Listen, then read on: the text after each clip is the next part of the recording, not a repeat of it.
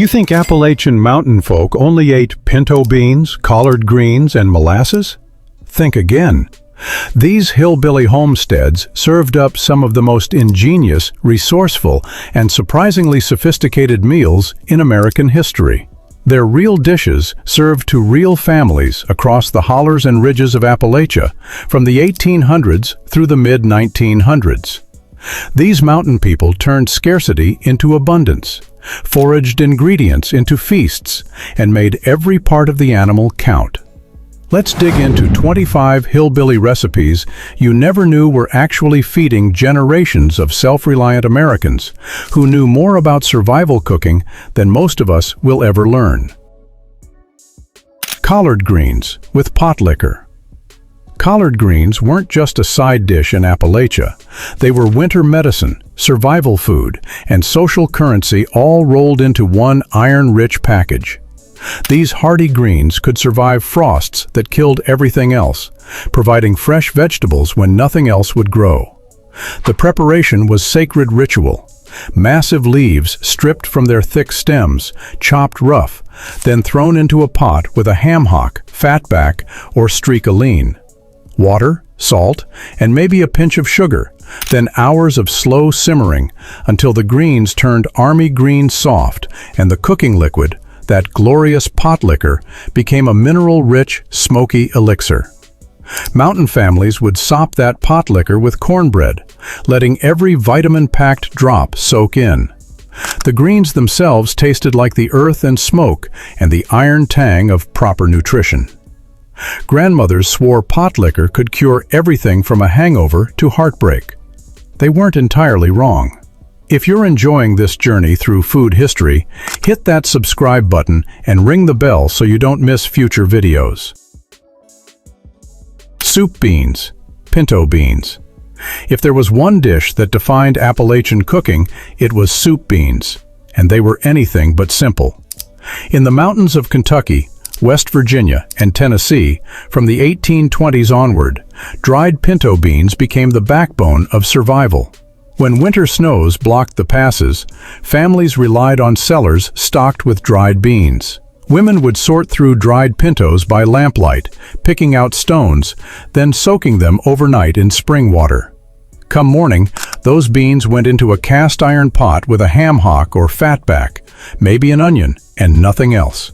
The pot hung over the fireplace for 6 to 8 hours, beans slowly breaking down into a creamy, rich broth folks called soup. This was poor folks' food that didn't apologize.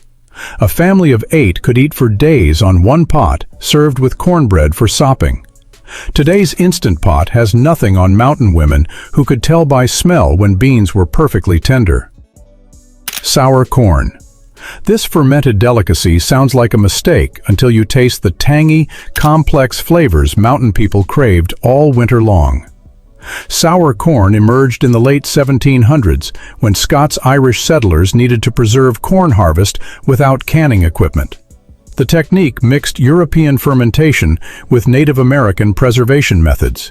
Fresh corn was cut from the cob at its milkiest stage, packed tightly into stoneware crocks, then covered with boiling water and sealed with a cloth weighted by a plate and stone. The crock sat in a cool cellar for 3 to 4 weeks while wild bacteria worked magic, turning sweet corn sour, funky, and almost cheese-like. Come January, families would fry up this fermented corn in bacon grease, the tangy bite cutting through the richness. It tasted nothing like modern corn, more like sourdough met sauerkraut in a cornfield.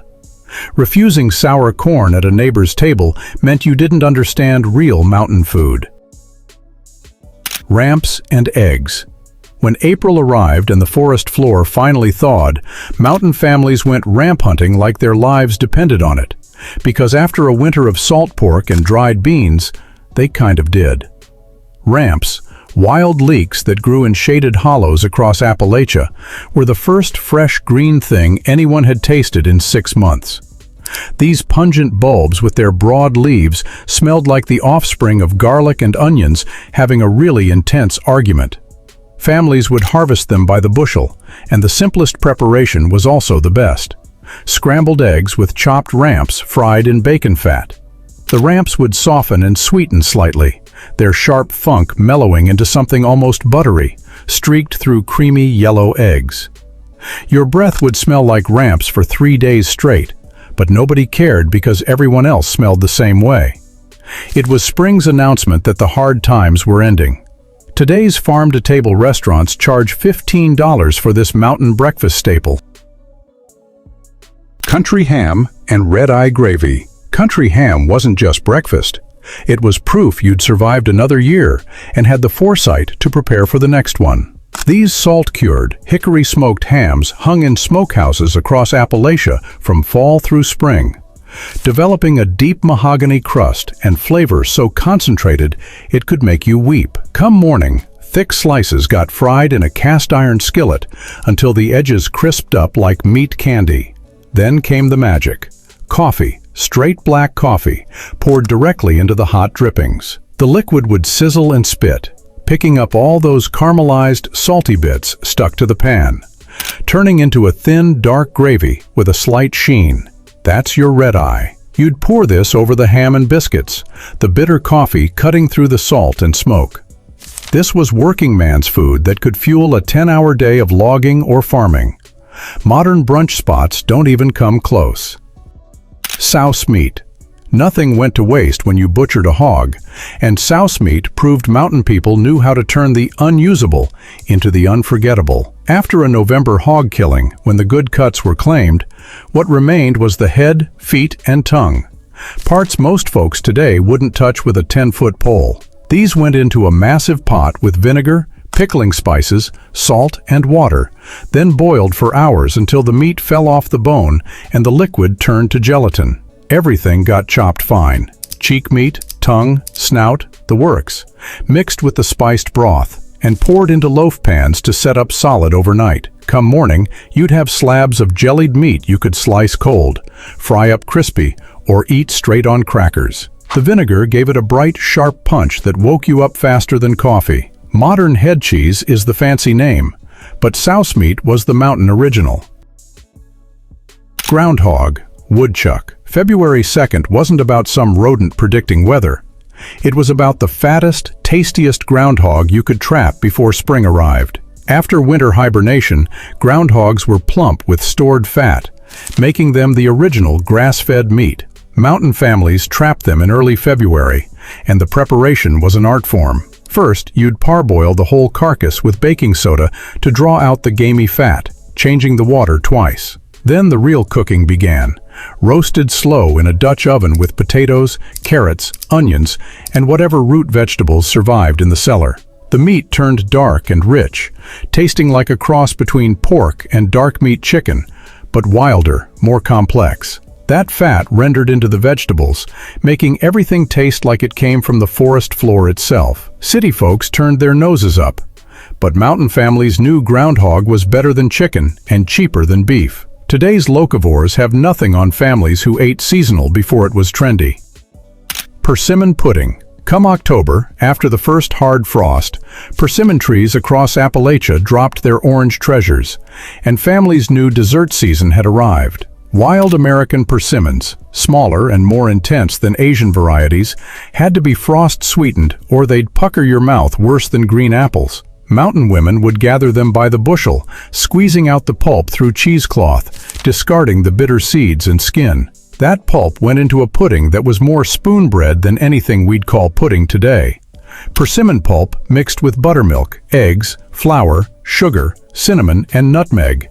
Then baked slow until the top formed a dark, almost burnt crust, while the inside stayed custardy and dense. The flavor hit like autumn itself, sweet but complex, with tannins that made your tongue feel fuzzy, cinnamon warmth, and that indefinable wild fruit funk. Served warm with fresh cream, this was mountain luxury. Modern persimmon pudding recipes don't capture what the wild fruit brought to the table. Chow, pickled relish. Every fall, mountain kitchens turned into pickling factories, and Chow was the crown jewel of the preserve shelf. This wasn't your bland, sweet relish, This was end-of-season vegetables rescued from the frost and transformed into something that could wake up the deadest winter meal. Green tomatoes, cabbage, onions, bell peppers, sometimes beans or corn, all chopped into chunks and packed in a vinegar brine loaded with mustard seed, celery seed, turmeric, and sugar. The result tasted sharp, sweet, mustardy, and complex. A condiment that could make salt pork interesting for the 100th time. Every family had their recipe, and debates over who made the best chow could end friendships. It went on everything. Beans, greens, fried potatoes, cornbread, even straight from the jar when you needed something that wasn't brown or beige. Today's pickle enthusiasts are just rediscovering what mountain women perfected a century ago. Preservation as flavor amplification. Killed lettuce, Kilt lettuce. The name sounds violent because the preparation basically was. This was mountain people's way of making a hot salad before anyone knew salads could be warm. Early spring lettuce, barely emerged from the cold ground, got roughly torn and thrown in a bowl. Then came the killing. Hot bacon grease, still popping and smoking from the skillet, poured directly over the greens, wilting them instantly. Apple cider vinegar hit the hot grease, creating a sizzling, sharp dressing that cooked onto the lettuce. Crumbled bacon, sliced green onions, maybe a pinch of sugar to balance the acid. The lettuce turned dark green and silky, halfway between salad and cooked greens, with that smoky, tangy bacon dressing clinging to every leaf. It tasted like spring meeting winter in a controlled explosion. You ate it immediately while still warm, sopping the extra dressing with cornbread. Modern warm spinach salads are just fancy versions of what mountain folks called supper on a Tuesday.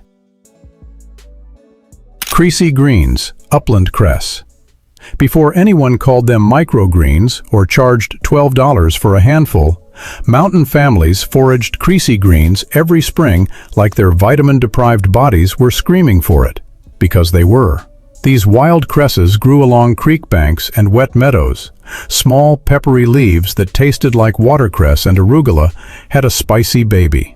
February through April, families would wade through cold water, gathering them by the sackful. The preparation was simple because the greens were perfect.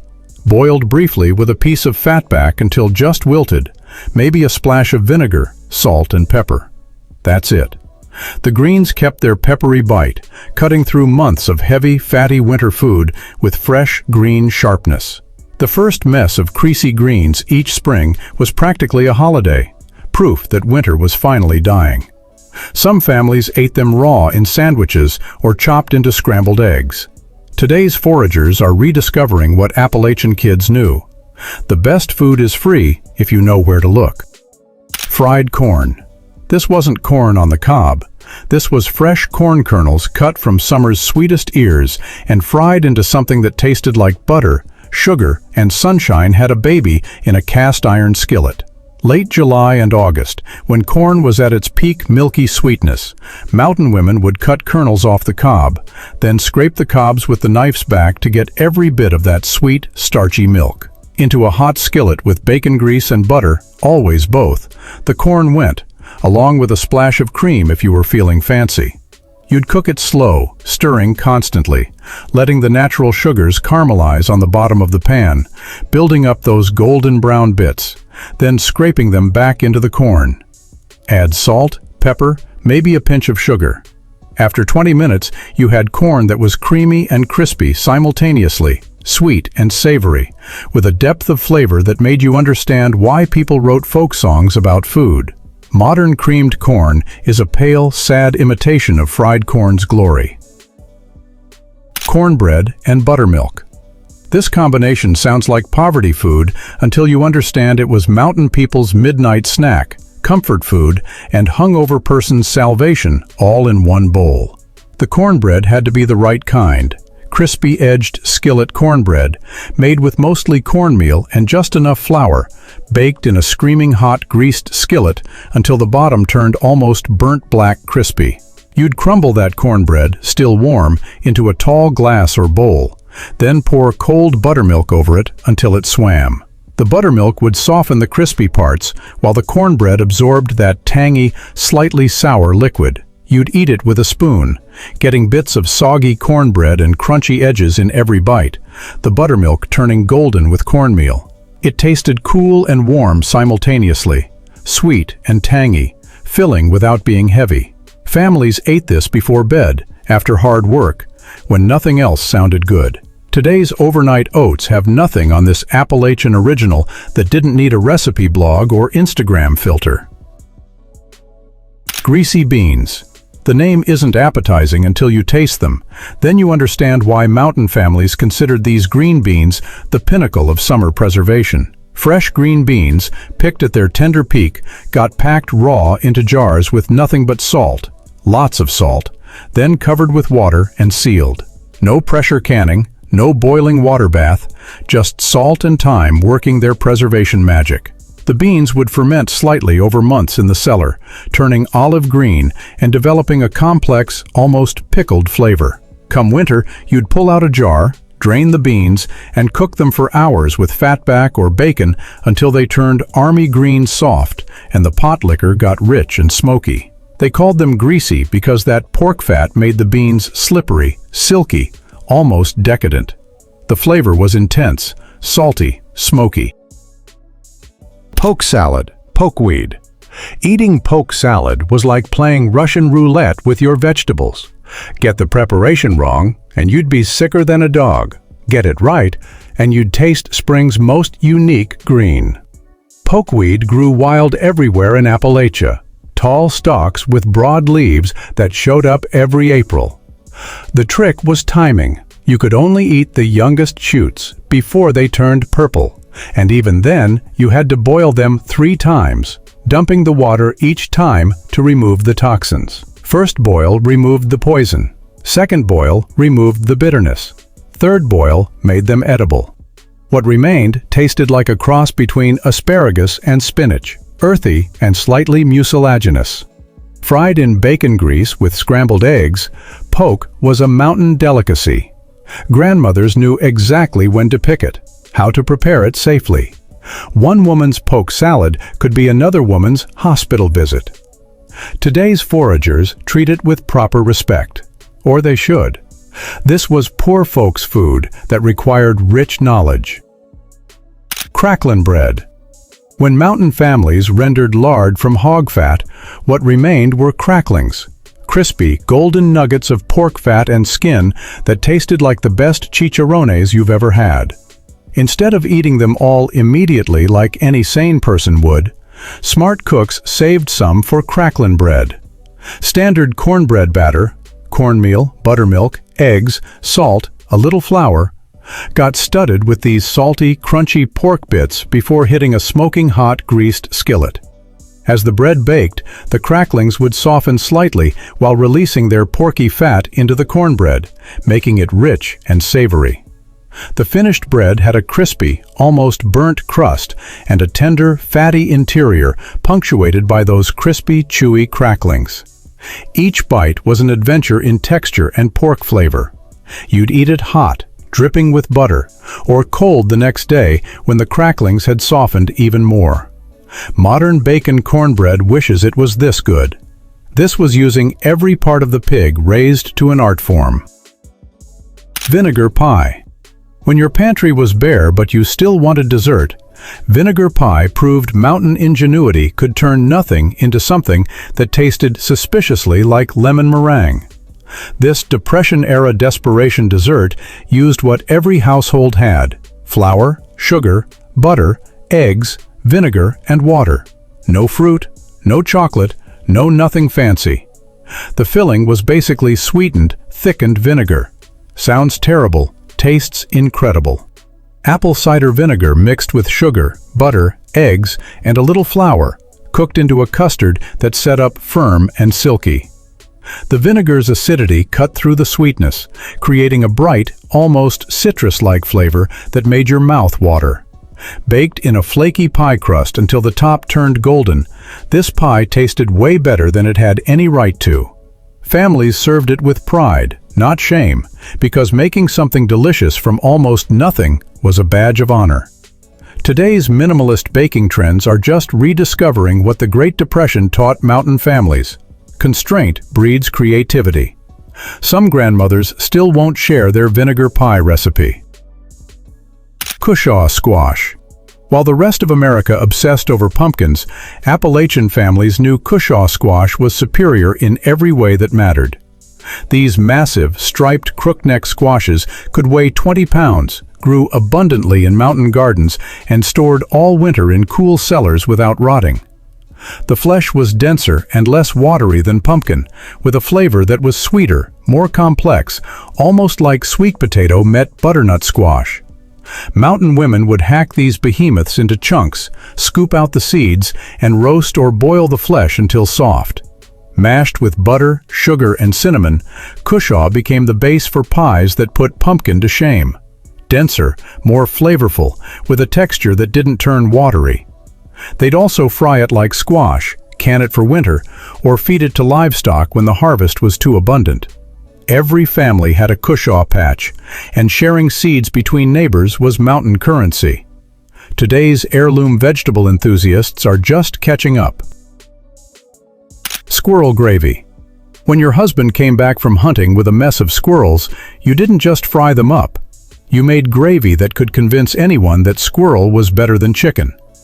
After flouring and frying the squirrel pieces until golden and crispy, the real magic happened in that cast iron skillet.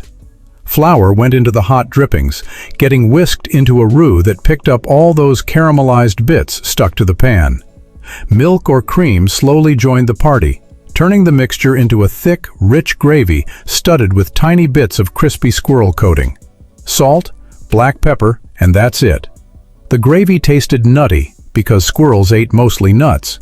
Savory, slightly gamey but not overwhelmingly so. Poured over biscuits with pieces of fried squirrel on top, this was Sunday breakfast that could feed a family of 8 for pennies. Souse Meat, head cheese.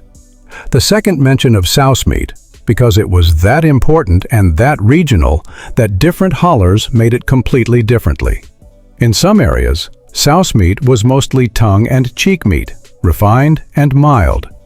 In others, it included everything, snouts, ears, the whole 9 yards. The Virginia method involved more vinegar and hot peppers, making it spicier and tangier. The Kentucky version added sage and went heavy on the black pepper. West Virginia families sometimes included pig's feet for extra gelatin, making it set up firmer. But everywhere, the principle was the same. Waste nothing, preserve everything, make it delicious. Some families ate it cold, sliced thin like deli meat. Others fried thick slabs until crispy. The best served it both ways at the same meal. What united all souse meat was the understanding that the pig gave its life, and you honored that by using every single part, even the parts that made city folks squeamish. This was respect, mountain style. Shoofly Pie. This molasses pie arrived in Appalachia via Pennsylvania Dutch settlers and became a mountain staple because it used ingredients families always had: molasses, flour, sugar, and nothing perishable. The name came from having to shoo flies away from the sweet molasses while baking, or so the story goes.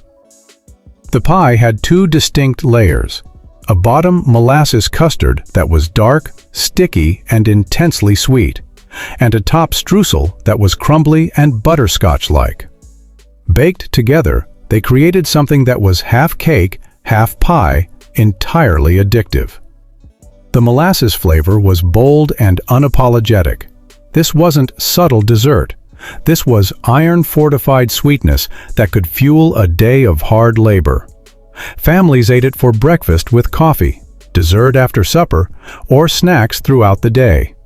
It kept for days without refrigeration, getting chewier and more intense as it aged.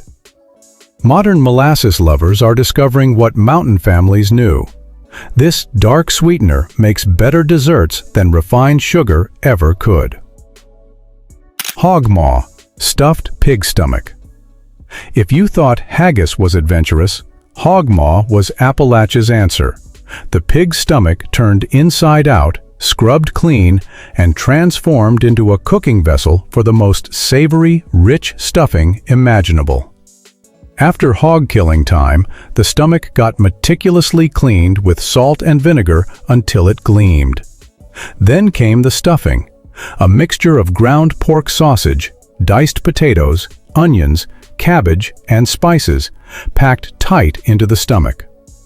The opening got sewn shut with butcher's twine, and the whole thing got boiled for hours until the stomach turned tender and the stuffing cooked through.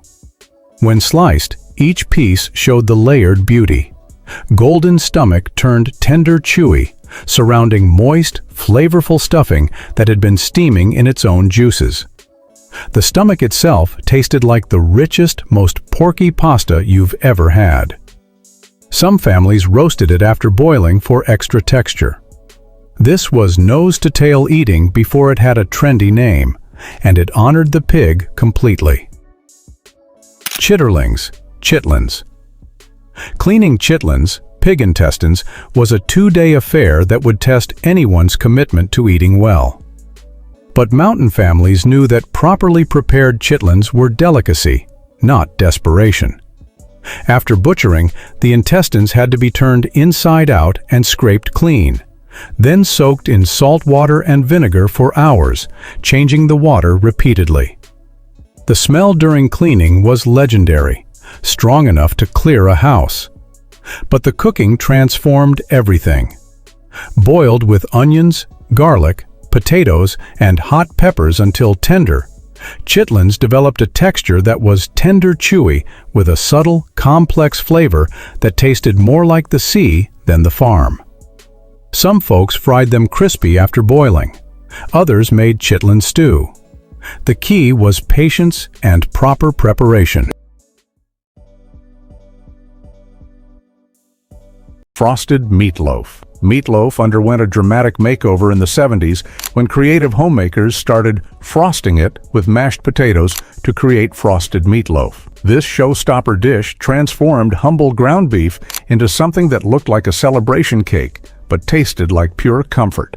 The base consisted of traditional meatloaf mixture, ground beef, breadcrumbs, eggs, and finely chopped onions, often with hidden vegetables like grated carrots. After baking, the meatloaf was cooled slightly and then covered completely with creamy mashed potatoes applied with decorative swirls using a piping bag. Ambitious cooks would add food coloring to portions of the potatoes to create flower decorations on top. Some versions included a thin layer of ketchup between the meatloaf and potatoes for extra flavor. The beautiful presentation belied how practical the dish actually was. It used affordable ingredients and could be prepared ahead of time for company. When sliced, the contrast between the beef and potato layers created a dramatic effect that made dinner time feel special.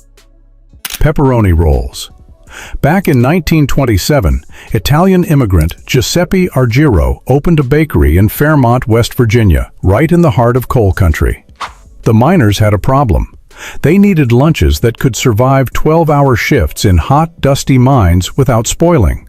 Argiro's solution became a West Virginia institution. He took soft bread dough, wrapped it around sticks of pepperoni, and baked them until golden. The pepperoni's natural oils and salt acted as preservatives, while the sealed dough package kept out coal dust and mine grime. You'd roll out simple white bread dough, place a whole 6-inch pepperoni stick in the center, sometimes add a slice of mozzarella, then roll it tight and bake until golden brown. When a miner bit into one deep underground, he got that spicy, greasy, salty punch of meat and bread that made black coffee taste like luxury. This wasn't fancy food. It was survival food that could handle 100-degree tunnels without refrigeration. If you're enjoying this journey through food history, hit that subscribe button and ring the bell so you don't miss future videos. Fried green tomatoes. When frost threatened in September, mountain families stripped their tomato plants of every unripe fruit. Waste wasn't an option. These hard, sour green tomatoes became a staple in lunch pails across Appalachia from the 1890s onward. The preparation was simple but required skill. You'd slice the green tomatoes thick, about a ½ inch, so they wouldn't fall apart. Dip them in buttermilk if you had it, or just water if you didn't, then dredge through cornmeal mixed with salt and pepper. Some families added a little flour to help the coating stick. Into a hot skillet with bacon grease they'd go, frying until each side developed a crispy, golden brown crust. The heat would soften the tomato just enough to create a contrast, crunchy outside, tangy and firm inside. These weren't just clever, they were strategic. Fried green tomatoes could sit at room temperature all morning without getting soggy or spoiling.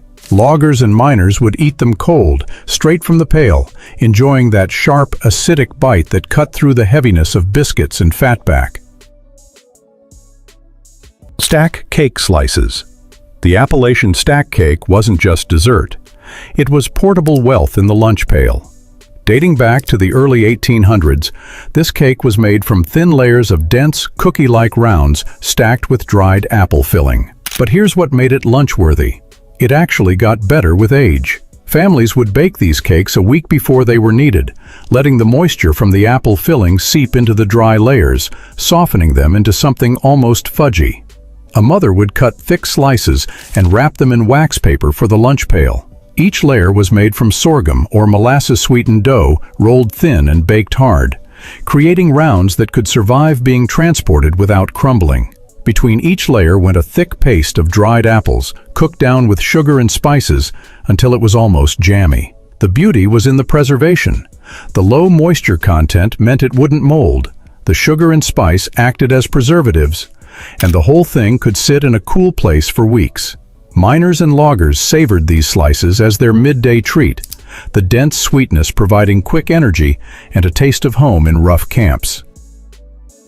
Cold biscuits with sorghum. Leftover biscuits never went to waste in the mountains. From the 1880s through the 1960s, families would save the previous night's biscuits for next-day lunches. These weren't the fluffy, buttery southern biscuits you'd find at a restaurant. These were hard-working biscuits made with lard and minimal rising agent, designed to fill stomachs cheaply. By morning, they'd be cold and slightly firm, but that was the point. A worker would split the biscuit in half and drizzle dark sorghum molasses over each side. Sorghum was cheaper than white sugar and provided deep, almost earthy sweetness with a mineral tang that white sugar couldn't match. The thick syrup would soak into the dense biscuit, creating pockets of sweetness throughout. Some folks added a smear of butter if they had it, but most just relied on the sorghum. This combination delivered quick energy from the molasses and staying power from the wheat and lard. Timber workers would eat these standing up, syrup dripping onto their boots, getting that sugar rush before attacking another day of felling trees with handsaws and axes in the steep mountain terrain. Salmon patties. Canned salmon was one of the few luxury proteins mountain families could afford, and they stretched it as far as possible. From the 1920s through the 1960s, salmon patties became a lunch staple. The night before, mothers would open a can of pink salmon, bones and skin included, nothing wasted, and mash it with leftover cornbread or stale breadcrumbs, an egg if available, and a little chopped onion.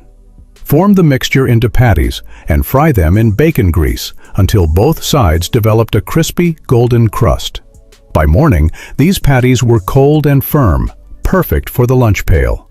They wouldn't fall apart, wouldn't spoil in moderate temperatures, and delivered that fish oil richness that bodies needed. The bones, mashed in with everything else, provided calcium that mountain diets often lacked. Workers would eat them with their hands, the crispy exterior giving way to that soft, fishy center. Some folks made them small, like silver dollar pancakes. Others preferred them larger, like hamburger patties. Either way, they represented prosperity in a can. Ocean fish making its way to landlocked hollows, providing protein when deer season was over and the chickens weren't laying. Dried apple slices. Simple, portable, and nearly indestructible. From the late 1700s onward, Appalachian families dried apples every fall as insurance against winter and spring hunger. They'd core and slice apples thin, usually golden delicious or wine saps, and string them on thread or lay them on screens in the sun, sometimes in the rafters near the wood stove. After weeks of drying, the slices would shrink to leathery rings, concentrated with sugar and flavor. These went into every lunch pail. Workers would chew them slowly, rehydrating them slightly with saliva, releasing that intense apple sweetness. They were tough. You couldn't just bite through them. You had to gnaw and suck, making each piece last. The chewing motion itself was satisfying, giving jaw muscles something to do during breaks. These dried apples provided quick energy from natural sugars, required no refrigeration, wouldn't spoil for months, and weighed almost nothing. Loggers would carry pounds of them into week-long camps. Miners kept them in their pockets. Children would get a handful for school. In lean times, these apple rings might be the only sweet thing a family had, making them precious beyond their simple ingredients. Pickled eggs and cornbread.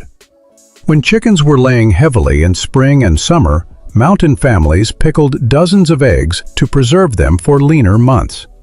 They'd hard-boil fresh eggs, peel them, and pack them into jars filled with vinegar brine, sometimes with beet juice for color, sometimes with hot peppers for bite. After a week in the brine, these eggs transformed into tangy, firm protein bombs. For lunch, a worker would grab 2 or 3 pickled eggs and a chunk of cornbread. The combination was strategic. The sharp, acidic punch of the vinegar egg cut through the dense, slightly sweet cornbread, creating a balanced meal that sat well in the stomach. The eggs provided protein and fat, the cornbread delivered carbohydrates, and the vinegar aided digestion during heavy labor.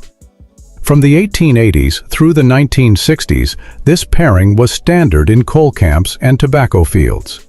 The eggs were sour, salty, and had that distinctive pickled firmness. The yolk would be slightly dry and crumbly. Men would eat them whole, alternating bites of egg with bites of crumbling cornbread, washing everything down with creek water or weak coffee from a thermos. Bean sandwiches. Yes, beans between bread. This wasn't a joke, it was serious fuel. The night before, leftover pinto beans would be mashed slightly with a fork, creating a thick paste that could spread. In the morning, this bean paste went between 2 slices of bread, usually that thick, homemade farm bread that could handle moisture without disintegrating. No lettuce, no tomato, no condiments, just beans and bread. The beans provided protein and fiber, the bread gave carbohydrates, and the whole thing could survive hours in a lunch pail without falling apart. Some families added a little bacon grease to the beans for moisture and flavor. Others included a slice of raw onion for bite. From the 1900s through the 1960s, bean sandwiches sustained workers who couldn't afford meat daily. The sandwich was filling, cheap, and surprisingly satisfying.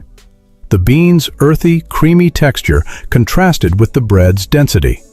It stuck to your ribs, as the saying went, meaning it kept you full for hours of hard labor. Modern folks might turn their noses up, but to a tobacco farmer in 1935, this sandwich represented a full belly and the energy to finish a 12-hour day in the fields. Deviled ham logs. The cocktail party circuit of the 70s wouldn't have been complete without deviled ham logs making an appearance on at least one glass serving tray. These savory, cylindrical appetizers combined canned deviled ham, cream cheese, and seasonings into a mixture that was shaped into logs and rolled in chopped nuts, herbs, or crushed potato chips. The logs were then chilled until firm and sliced to reveal perfect rounds with a crunchy exterior and creamy interior. They paired perfectly with the era's popular cocktails like Harvey Wallbangers and Tequila Sunrises. Hostesses loved that the logs could be made days ahead and kept ready in the refrigerator for unexpected guests. The combination of smoky ham flavor with rich cream cheese created an addictive umami taste that kept party guests coming back for just one more. Some creative variations included adding crushed pineapple for sweetness or horseradish for extra kick. These perfectly portioned bites represented the 70s obsession with convenient entertaining that still managed to look elegant. Porcupine meatballs. These whimsical meatballs earned their name from the way uncooked rice mixed into the meat mixture absorbed liquid during cooking, then poked out like little quills. Porcupine meatballs combined ground beef, uncooked rice, eggs, and seasonings, then simmered them in tomato sauce until the rice was tender. The genius was in the rice serving dual purposes, as both a filler to stretch expensive ground beef and as the starch component of the meal. The tomato sauce became infused with the flavors of the meat as it cooked, creating a rich, satisfying gravy, perfect for spooning over the finished dish. Moms appreciated that this one-pot meal required minimal cleanup and could simmer unattended while they helped kids with homework. Regional variations included adding green peppers to the sauce or incorporating oatmeal alongside the rice in the meat mixture. Some families served them with a dollop of sour cream on top. This economical filling meal represented the creative problem-solving of 70s home cooks who needed to feed hungry families on tight budgets while still making dinner feel special.